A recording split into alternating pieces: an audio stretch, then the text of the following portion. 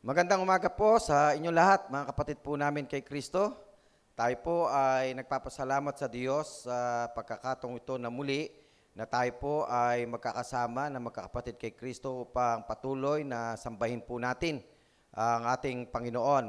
Sa pagkakataong ito, nagpapasalamat din po tayo dahil sa mga resulta na naririnig po natin at pinapalabas po ng ating gobyerno na tayo po ay bumaba na po sa level 3. Ang ibig pong sabihin niyan ay bumababa na po ang nagkakaroon po ng COVID. Kaya sobra ho ang pasasalamat natin sa Diyos sapagkat nagkakaroon na po ng katuparan ng ating mga dasal. Na nawa nga po ay mawala na po lahat ng ito at tutuldukan na ng Diyos ang COVID-19 sa ating bansa at sa buong mundo. Kaya magpatuloy po tayo sa panalangin mga kapatid, huwag po tayo magsawa na manalangin. At patuloy natin idalangin ang lahat ng mga kapatid natin, mga kakilala natin, kaibigan natin na ngayon ay may mga pinagdadaanan sa COVID. At patuloy nawa sila na tulungan ng Panginoon at makasurvive po sa pinagdadaanan po nila at palakasin sila ng dakilang may kapal. Sa pagkakataong ito mga kapatid, tayo po ay nasa dako ng mensahe ng ating Panginoon. At nawa po sa umagang ito ay patuloy na ihanda natin ang ating sarili upang sa magkagayon ay magbigay ito ng importansya sa ating Panginoon.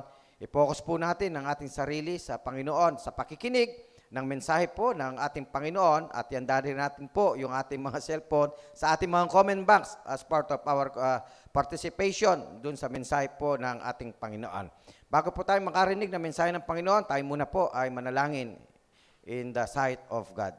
Dakilang Diyos, kami po ay narito ngayon sa iyong banal na harapan upang minsan pa, Panginoon, ay nagpapasalamat po kami sa bawat pagkakataon ng aming buhay na patuloy na kami pinapalakas mo, pinapagaling mo kung kami po ay may sakit. Patuloy na tinatanggalan mo po ayun lahat ng takot at pangamba sa aming mga sarili, lahat ng mga anxiety, lahat po ng mga worries, ay nawawala po sa amin sapagkat Panginoon, ang pinapalit mo po sa amin ay ang tapang harapin ang anumang hamon ng buhay.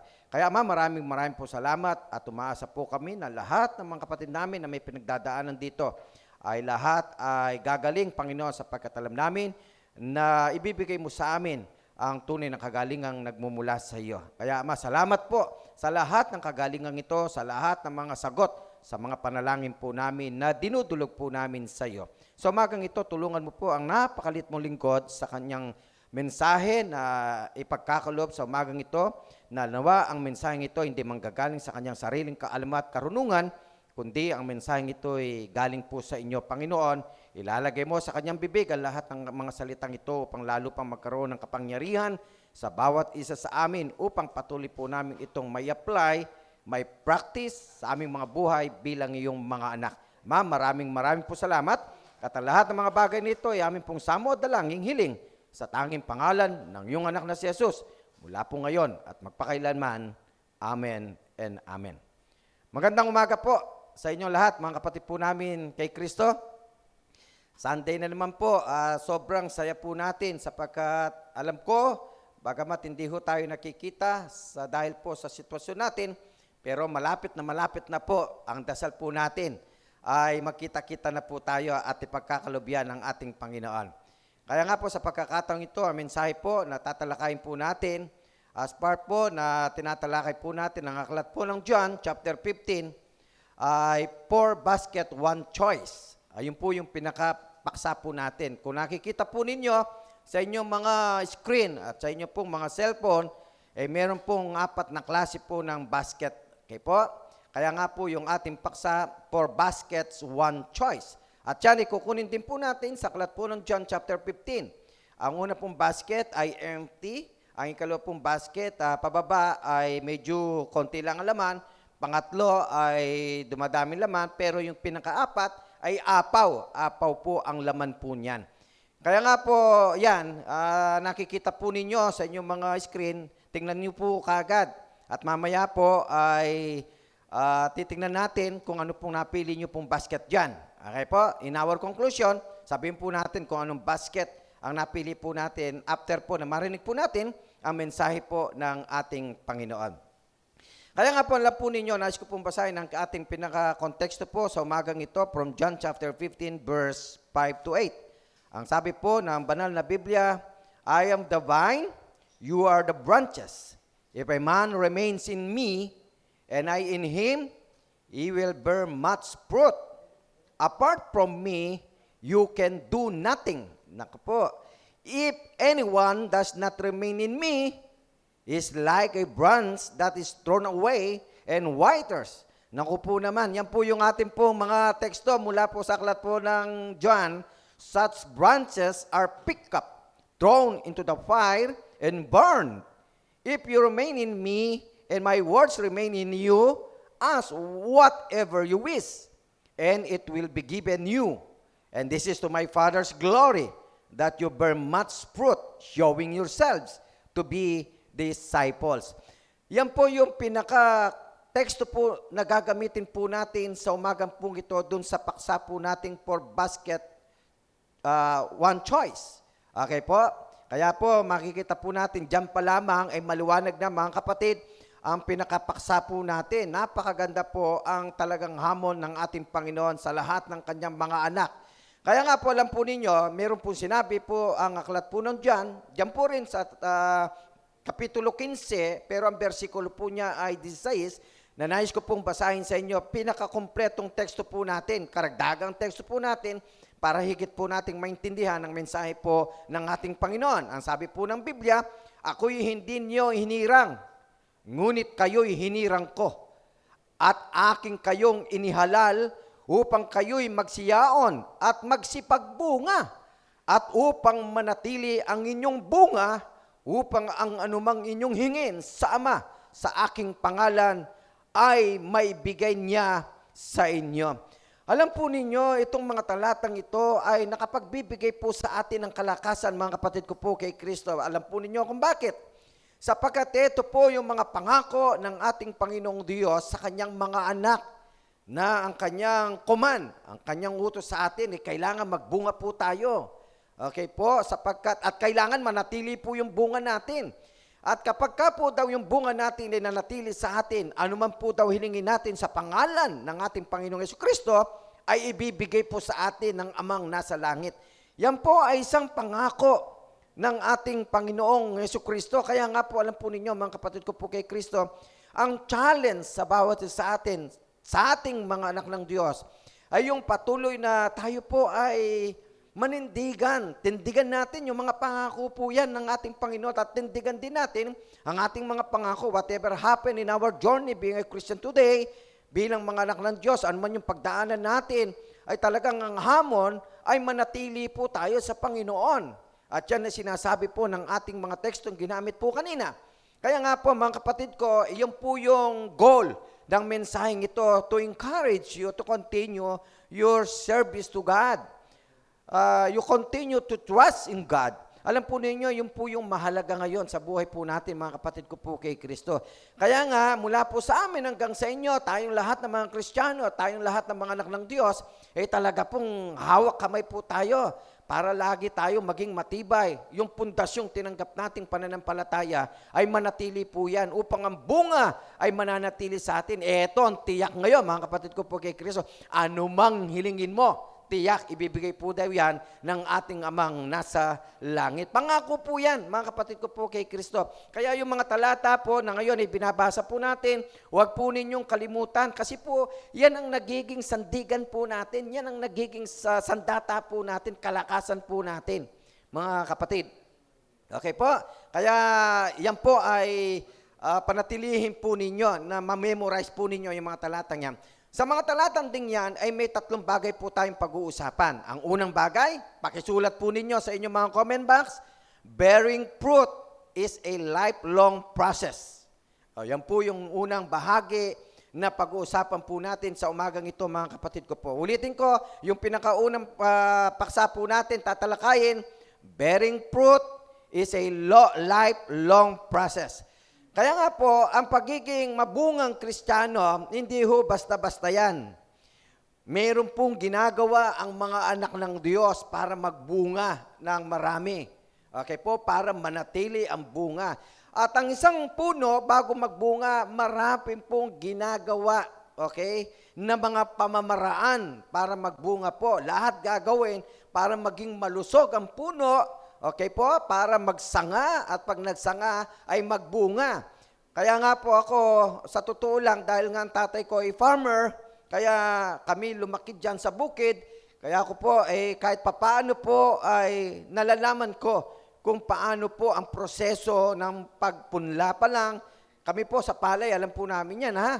Sa palay pala, pagpunla pa lang, pagtanim pa lang, hanggang paglaki.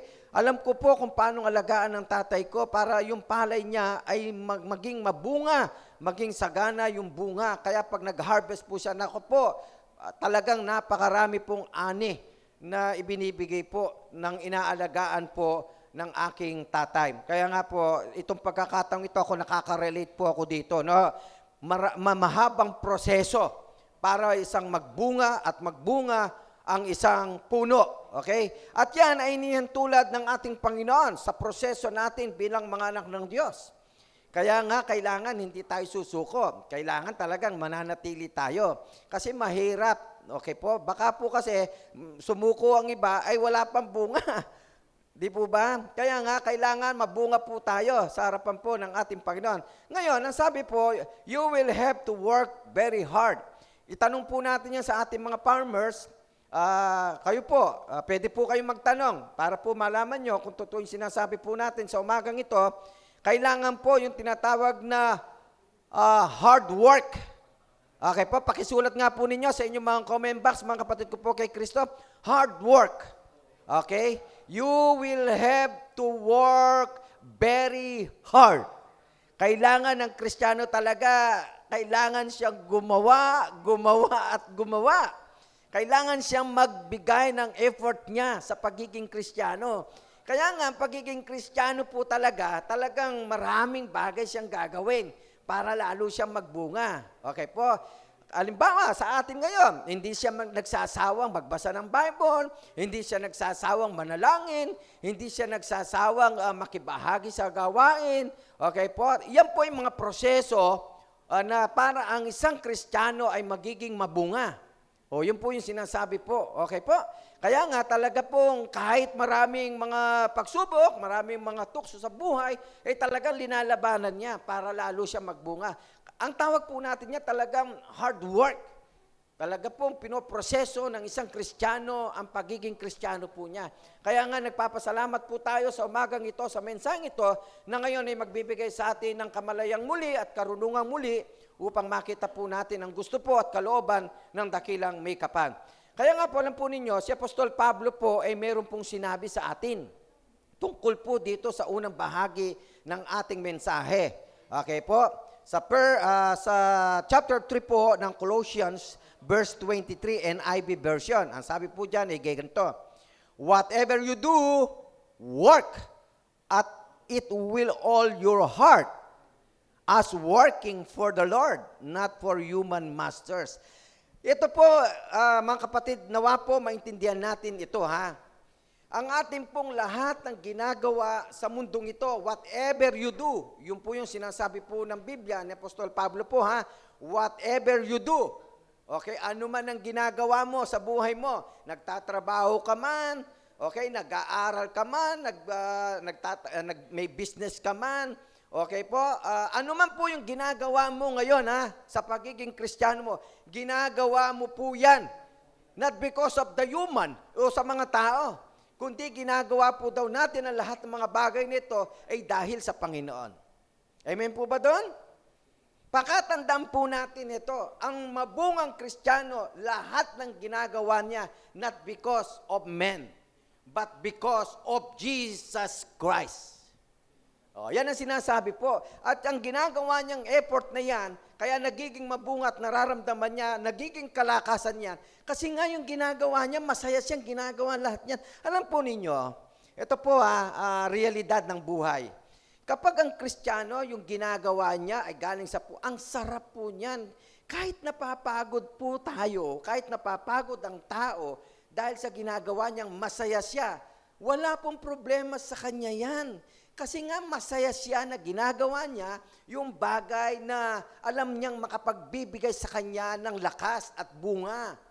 Kaya nga minsan kahit gabi na, ako po sa totoo lang, hindi naman, ito po Marami po ako ngayon nakikita, even here in Imus Church, sobra po talaga, even our young people, yung ating mga musician, yung ating mga instrumentalist, yung ating mga multimedia, even ako po bilang pastor po nila, nakikita ko po ngayon ang pagpupursige, ang lahat ng mga effort na ginagawa nila upang magpatuloy po ang gawain po ng ating Panginoon. At alam ko rin na maraming mga local churches sa buong mundo, ginagawa po ang lahat ng ito. At ito, sasabihin po natin na, hindi ho sayang ang lahat ng inyong ginagawang yan sapagkat hindi lingid sa Diyos ang lahat ng mga ginagawa po ninyong yan sapagkat yan ay sinabi po ni Apostol Pablo sa Colossians chapter 3 verse 23. Okay po?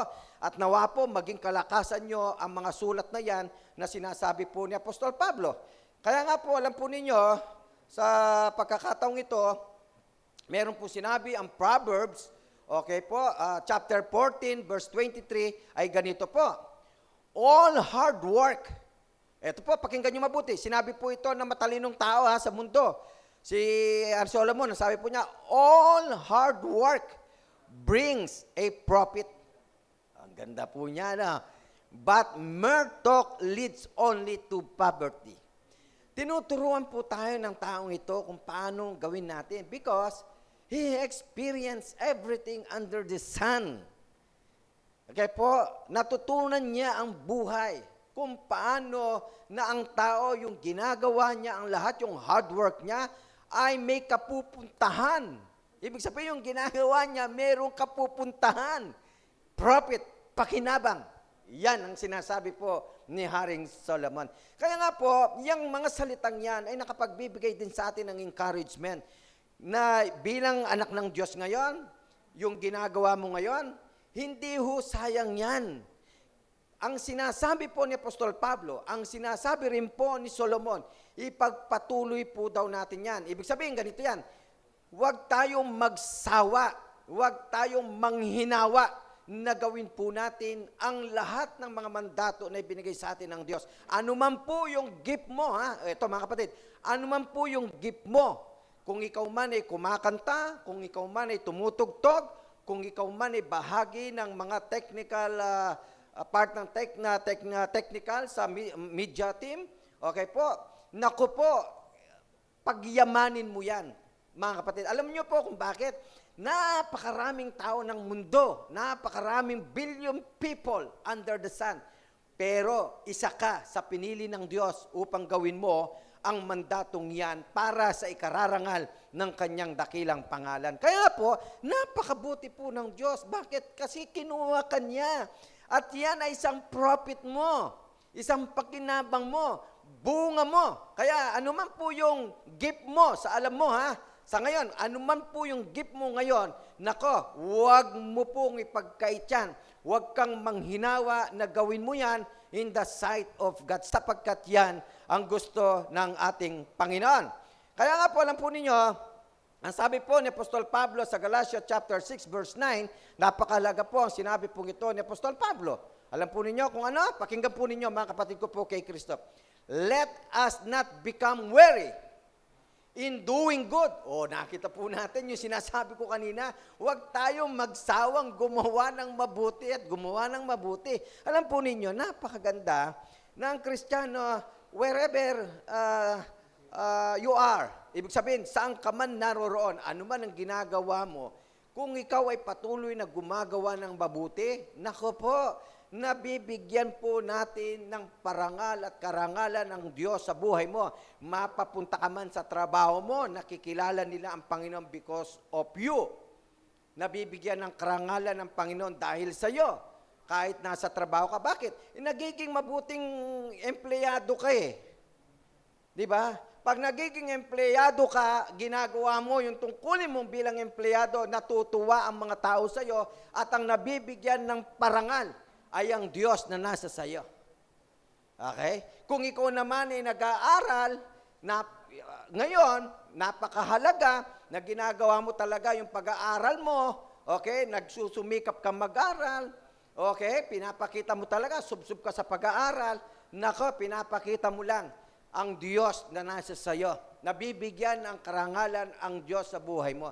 Kung mayroon ka naman negosyo at ginagawa mo yung talagang tama para sa negosyo mo, nabibigyan mo ng karangalan ang Diyos na nasa sayo. Bakit? Kasi ginagawa mo yung tama. Kasi gumagawa ka ng mabuti at gumagawa ka ng mabuti.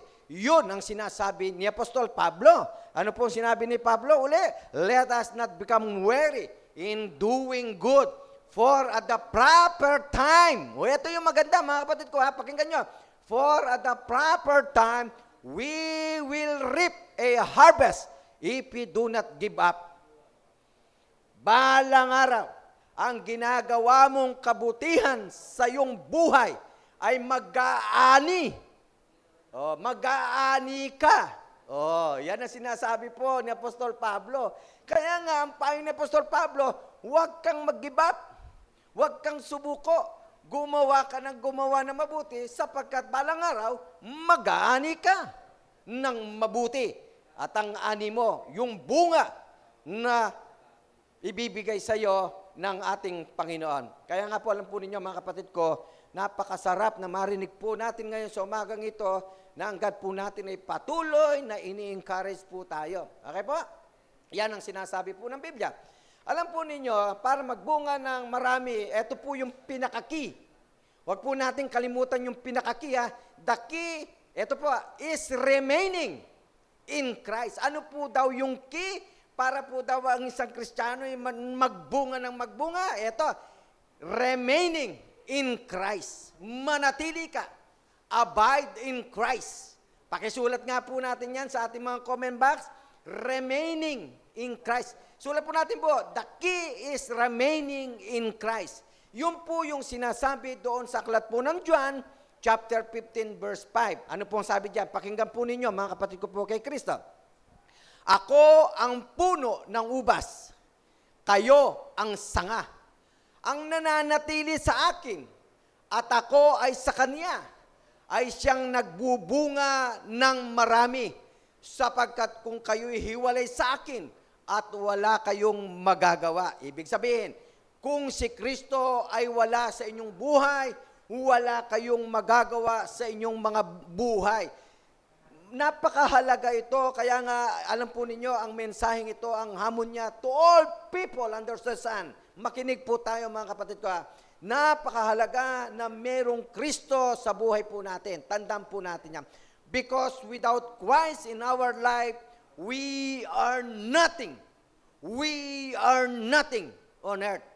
Kaya nga po, ito ngayon ang hamon sa atin mga kababayan. Tayo po sa buhay natin dito sa mundong ibabaw, napakahalaga na meron po tayong kinikilala na Kristo sa buhay po natin sapagkat sa Kristong yan ang nagsabi sa atin na kung mananatili po daw tayo ay magbubunga tayo ng sagana. And that is the key to remain in Christ. Ayan po yung sinasabi po ng aklat po ng Biblia. Kaya nga po, yun ang unang bahagi po natin. Ang ikalawang bahagi po natin na gusto ko pong ipaglingkod sa inyo, mga kapatid ko po kay Kristo at sa lahat din ng ating mga kaibigan, kakilala at kamag-anak sa umagang ito, a casual commitment to Christ produces a fruitless life. Pakisulat po natin uli yan sa ating mga comment box. Ulitin ko mga kapatid ko ha.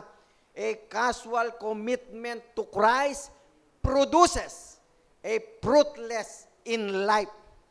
O fruitless life. Ibig sabihin, hindi nagbubunga. Kapag ka po daw ang Kristiyano, ang tao, yung commitment niya sa Diyos ay hindi ay casual lang.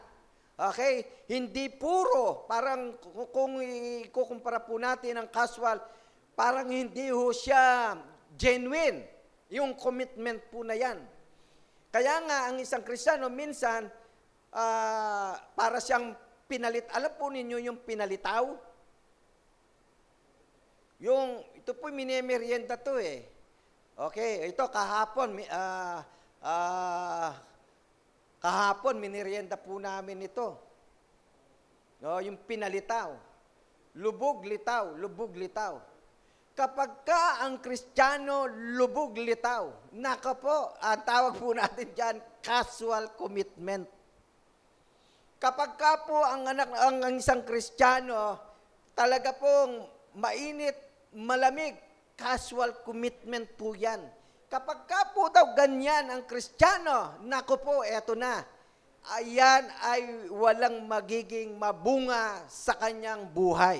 Yun po yung sinasabi po ng ating number 2. Bakit kamo? Ito po ang sabi po ng aklat ng John, chapter 15, verse 5 to 6. Ito po ang sabi ng Biblia.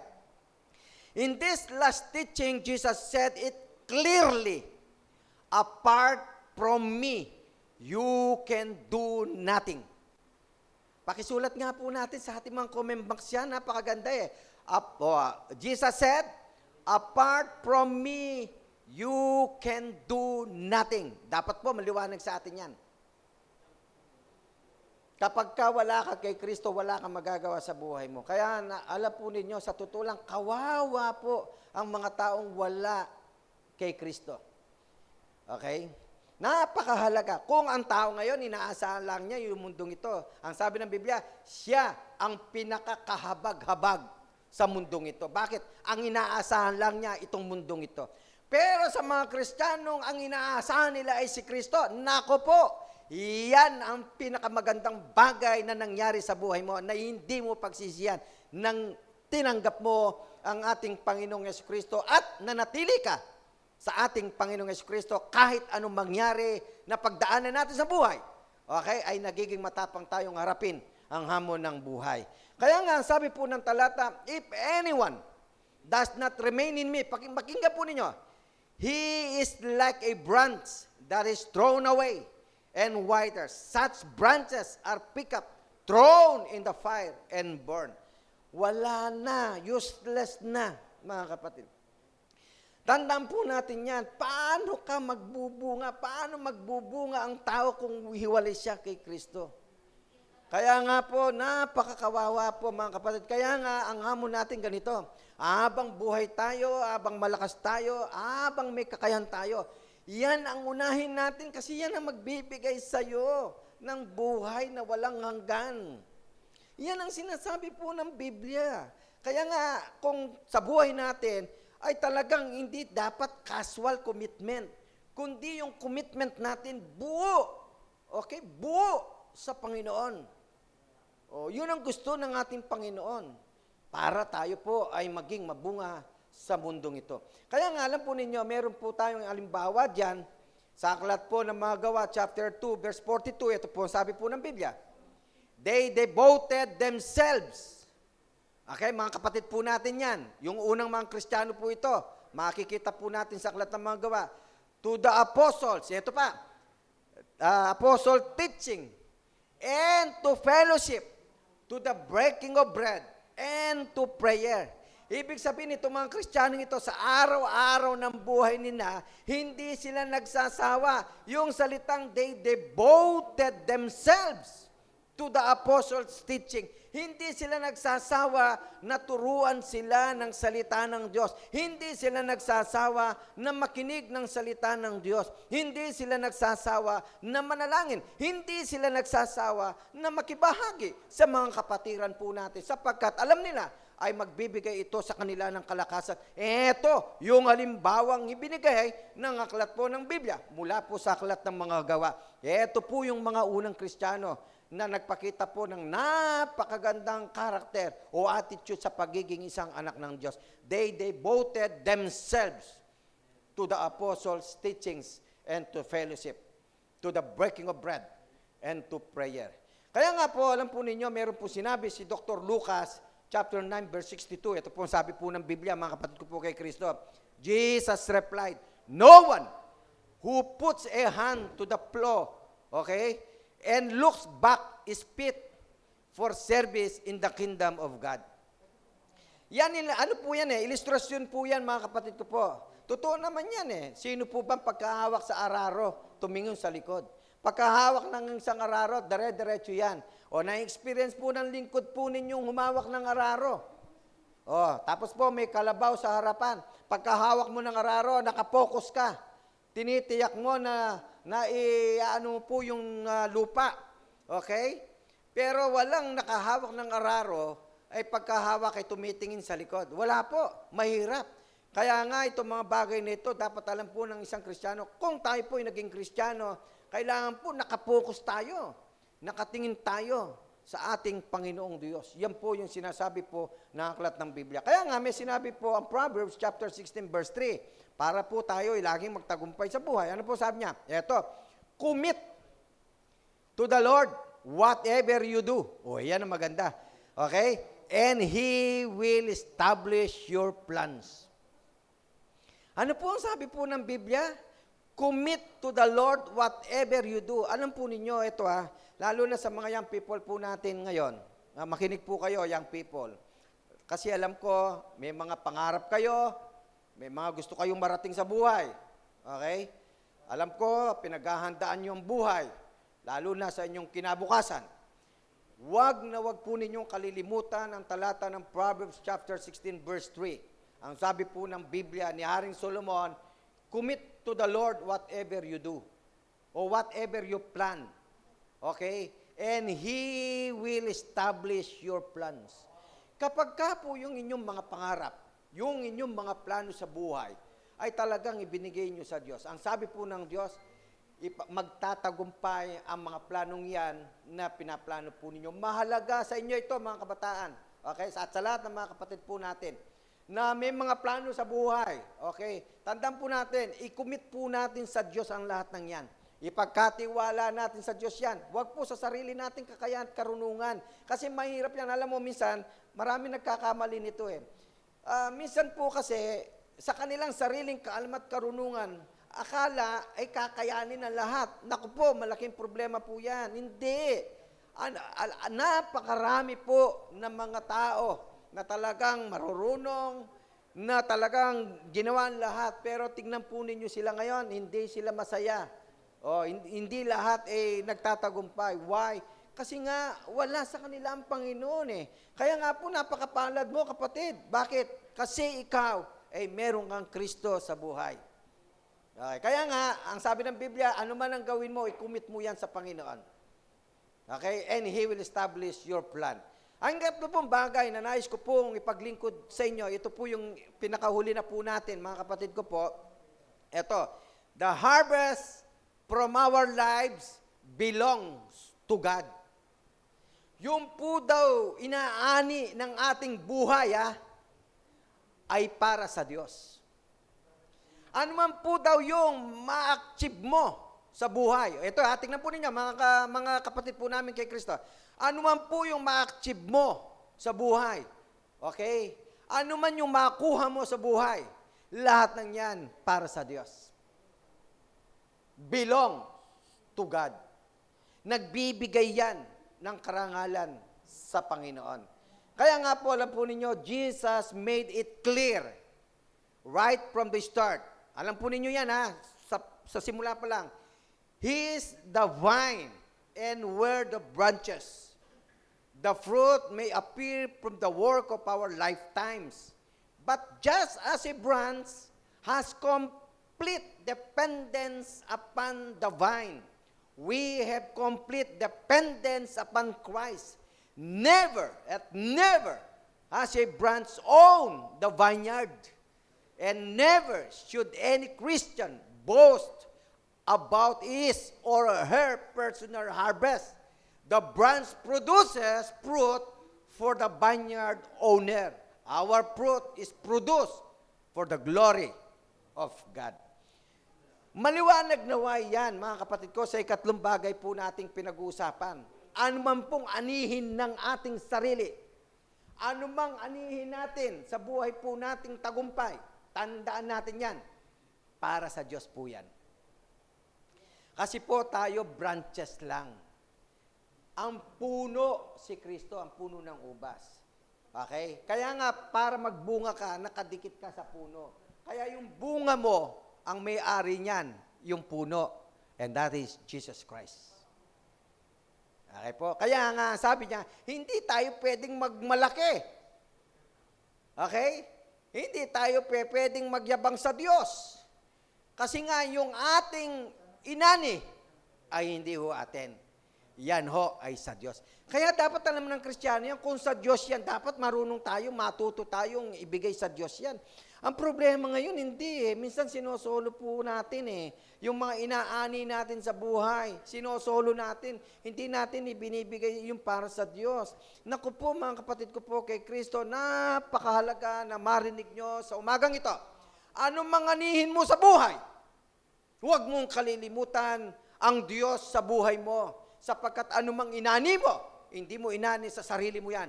Sapagkat yan ay binigay sa iyo ng Diyos. At yan ay para sa Diyos. Kaya nga, mga kapatid ko, dapat po alam po natin yan. Kung ano yung para sa Diyos. Ibigay po natin yung para sa Diyos. Sapagkat para sa Kanya yan. Kaya ka nagtagumpay ay dahil sa Kanya, hindi dahil sa iyo. Okay po yan. Nawa po ay maliwanag po sa atin yan. Kaya nga maliwanag po yung sulat ni Apostol Pablo sa kanyang ikalawang sulat sa Corinto chapter 9 verse 10. Ano po ang sabi po ng Biblia? Pakinggan po natin. Now he who supplies seeds to the sower and bread for food will also supply and increase your store of seed and will enlarge the harvest of your righteousness. Nako naman, napakagandang talata. Huwag po natin kalimutan niya, mga kapatid ko po kay Kristo. Kaya nga, ang Panginoon yung nagsusupply ng lahat ng pangangailangan po natin. Okay po? Ano man ang pangangailangan natin, our God is our supplier. Kaya nga napakasarap sa umagang ito, mga kapatid ko po kay Kristo. Napakasaya. Bakit? Kasi yung God natin, alam niya kung anong kailangan mo eh. And He will supply your needs. Oh, yun ang sinasabi niya. Kaya nga ang sabi ng Biblia, ito pa, He will supply and increase. Oh, ito pa yung maganda. Your store of seed and will enlarge the harvest of your righteousness. Napakabuti talaga ng Diyos natin. Mga kapatid ko po kay Kristo. Kaya nga, ang mensaheng ito ngayon, mga kapatid ko, ay napakahalaga na malaman natin kung sino ang Diyos mo at kung ano ang pwedeng magawa ng Diyos mo. Kasi sa totoo lang po naman, naku po, kung wala po ang Diyos natin, saan kaya tayo pupulutin? O, sa kangkungan. O, kasi wala tayong magagawa in our own. Yun ang mahalagang malaman mo. Without Christ in your life, you are nothing in this world. Kaya kapit po tayo. Okay? Dagdagan na natin ng dagdagan ng paggawa ng mabuti. Yan ang gusto ng ating Panginoong Hesus Kristo. Kaya nga, alam po ninyo, meron pong sinabi ang Deuteronomy chapter 24 verse 19. Ito po ang sabi po ng aklat ng Biblia. When you are harvesting in your field and you overlook a sheep, ito po maganda ha, pakinggan nyo. Do not go back to get it. Leave it for the foreigner, the fatherless, and the widow, so that the Lord your God may bless you in all work of your hands. Napakahalaga po. Alam po ninyo, meron akong naalala dyan eh. Si Boaz. Okay? Yun ang napangasawa po ni Ruth eh. Okay? Kasi meron siyang bukid. O nagagapas siya ng palay. Okay? Nakita niya, namumulot ng palay si Ruth. Ang ginawa po niya, binibigyan, tinitira. O hindi kinukuha. Kasi alam niya merong makikinabang na tao. Yan ang sinasabi po ng Deuteronomy. Ano po ang ibig sabihin niyan? Yung pagtulong natin sa kapwa ay mahalaga. Okay? Kapag ka po kayo ay patuloy na ginagamit ng Diyos at kayo ay tumutulong sa inyong kapwa, ang sabi po ng Biblia, the Lord your God may bless you in all the work of your hand. Ano mang ginagawa mo, ano bang resources na pinanggagalingan ng ginagamit mo sa buhay mo sa araw-araw para mabuhay ka, lalong pagpapalain ng Diyos po yun. Amen po ba doon? Kung ikaw ay patuloy na tumutulong sa lahat ng mga tao dahil may kakayahan kang tumulong, tandaan mo to, lalo kang pagpapalain ng ating Panginoong Diyos. Yan po yung sinasabi po ng aklat ng Biblia. Okay po? At yan yung tatlo na nais ko pong ipaglingkod sa inyo sa umagang ito. Doon po sa paksa po natin for basket. Okay po? And choose one. In our conclusion, sa atin po sa umagang ito mga kapatid ko, pakinggan po ninyo yung conclusion po natin. Which basket would you like to present to Jesus? Kanina, in my introduction, pinakita ko sa inyong mga TV screen yung 4 na klase ng basket. Okay. Mamili po kayo ngayon sa 4 na yan kung ano yung gusto nyong i-present sa Diyos. When you meet Him, kapag ka nakita nyo ang Diyos, halimbawa po, dumating ang Diyos, alin basket dyan ang ipe-present mo sa ating Panginoon? Yung an empty one, yung walang laman, yung pong one partially filled, yung konti lang ang laman, o yung pong tinatawag na one that's got a good bit of fruit in it, hold up for basket. Yung pong ikatlo, yung pong medyo may laman. Okay, at ang ika-4, eto, yung sagana, hitik, sobrang laman ng basket. Okay, sa umagang ito, mga kapatid ko, would you like to give Jesus a basket so filled with fruit that it can't, okay, all be contained? At ang sasabihin po ng ating Panginoon sa bawat mga anak ng Diyos na ang pinili ay yung basket na hitik sa laman, sagana, apaw ang laman. Okay, ang sasabihin po ng ating Panginoon, well done.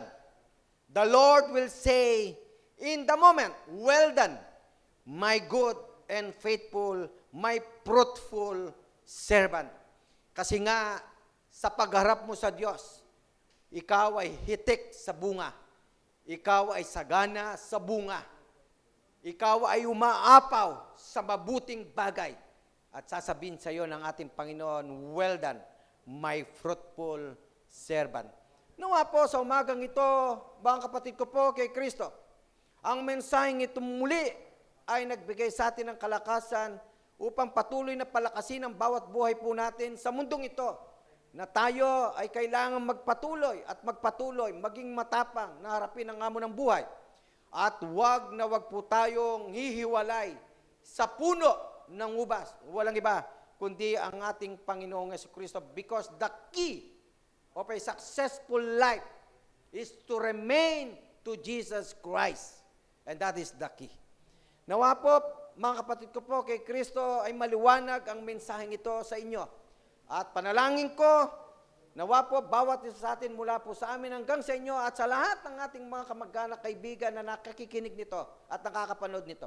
At sa lahat din ng ating mga kababayan na nakakasama po natin, huwag nating kalimutan, without Christ in our lives, we are nothing and nothing and nothing.